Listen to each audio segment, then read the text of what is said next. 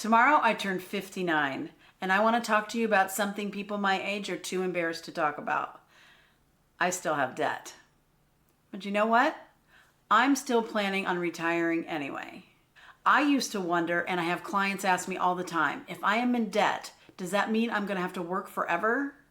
So let's talk about whether or not that's true, the hidden costs that surprised me, and what to do next. Because debt in your 50s hits differently than debt in your 30s. Debt in your 30s feels temporary. Debt in your 50s feels like a verdict. But retirement isn't a purity test, and I refuse to buy into the narrative that I am not worthy. People make you feel that if you had setbacks, you made some questionable decisions, if you have debt, that somehow you are never going to be worthy of retiring. And I personally am not going to buy into that anymore. So today I want to walk through how I'm thinking about debt as I approach retirement, what I'm not panicking about anymore, and what I'm prioritizing. Real quick, if you're trying to see where you stand in retirement right now, I've made a free fun quiz pinned in the comments below. And it's quick and easy, and it'll tell you what you need to work on and what you're already doing pretty well. And as I said, super fun, quick and easy. Okay, so will I have to work forever? Let's talk about it. First, not all debt is the same. And this was huge for me to learn because I didn't realize there was a big difference. Car loans, mortgage, credit cards. To me, I had lumped them all together and they all said, you failed, you have debt. But that's actually not how math works. And a high interest consumer debt, yes, that can multiply quickly. That's dangerous. And we'll talk a little bit more about that. But mortgage, my mortgage is 2.5%. I was able to refinance it back when they were low and normal and decent. When I talked to a financial advisor, several actually, because I didn't quite believe the first guy, they said, don't pay that. Don't try to pay that off. Don't think about that till it's absolutely the last thing you have to do. Because it's only 2.5%, they're like, that's free money. And so what I have done is I calculate in my mind that my current mortgage is going to stay in my retirement budget until that's paid off. Now that's going to be when I'm 75 or 80 if I do nothing else. Like if I don't touch it and I don't add anything, try to pay more later. But for now, while I've got other things to worry about, the advice is do not pay that one off because it is so low interest. So that's what I'm planning to do. And I'll tell you a little secret, the thing that made me feel a little better. When I'm done and have paid that off, I'm going to keep a little bit, obviously, for the tax man, property taxes. And then I'm going to put the rest in an account because I am single. I'm thinking about long-term health and having somebody come in and help me. So that's going to go into an account later, and that's going to be my long-term health care. And I'm just going to let that accumulate. So hopefully that's my plan now, is it's not wasted in the budget now. It's just going to be a placeholder that eventually is going to be my long-term health care. So while mortgage debt is debt, in this case, it is not multiplying quickly with high interest, and it is a little less scary because I am able to budget for it right now. So number 2, cash flow. I have no idea what's actually going to happen with Social Security and what's going to happen with my 401k. So I'm making the plans as best I can. And one of those things I really was interested in doing is having a paid off car. Now, do not judge me or judge me, but I was a leaser of cars for years. In LA, that worked for me. I know there are people who advise against it, and I know there are people who don't like that, and we could argue it both ways. I don't argue with you. It's the decision I made, and it really worked well for me for years. But when I could see retirement at the end of the tunnel, I wanted to start the next car I got. I wanted it to be the one I could have for years. So I picked a practical one that I knew that I could live with. It's still cute, but it is something that has a reputation of being able to last forever.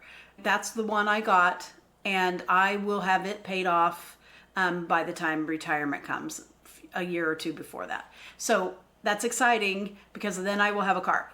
I'll be the old lady in that same old car. And happy as a clam having that. A paid off car is the best car if you ask me. So anyway, that's a decision I made to free up not having to have that big car payment in my budget. So while of course some money will still need to be in my budget for car repair and maintenance and gas, I will no longer have a big chunk going to car payment. So that's one of my strategies that I impart to you, that maybe that'll help. So number 3, this is the one that surprised me.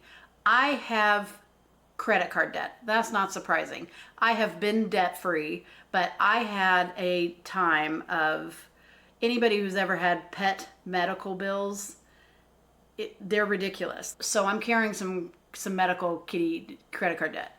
There may or may not be some bad decisions on there as well, but I'm working on it. I'm paying those things off as best I can.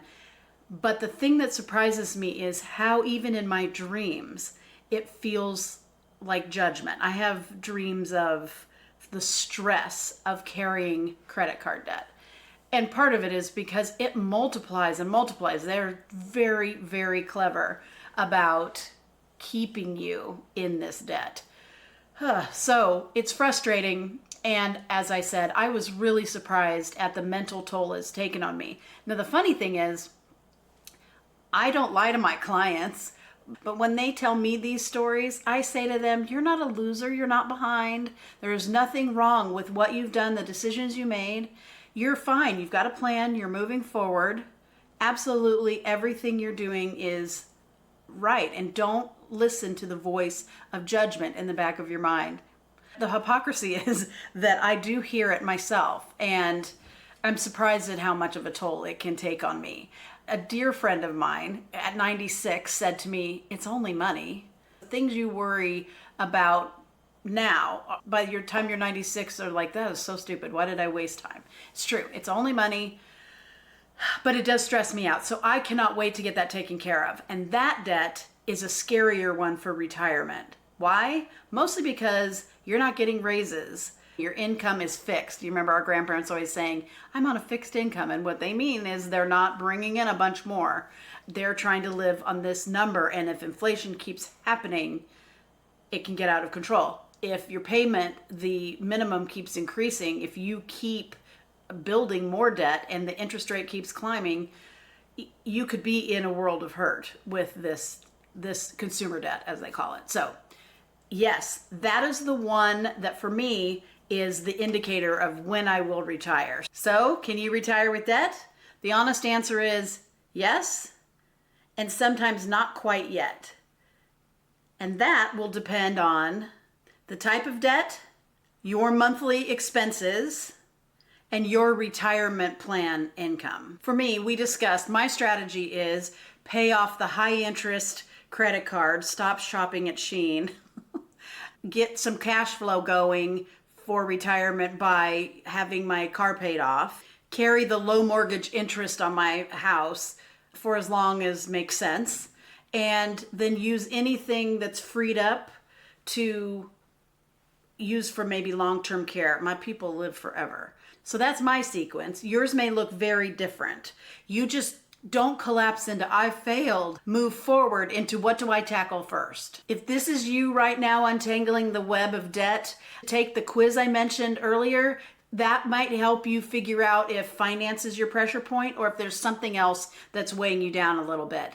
And if you like conversations like this about retirement and all things happening in this time of life, then feel free to subscribe because you're in the right place. Together, we're building a life we love. This is GenX Missy reminding you that if you start now, we can retire happy.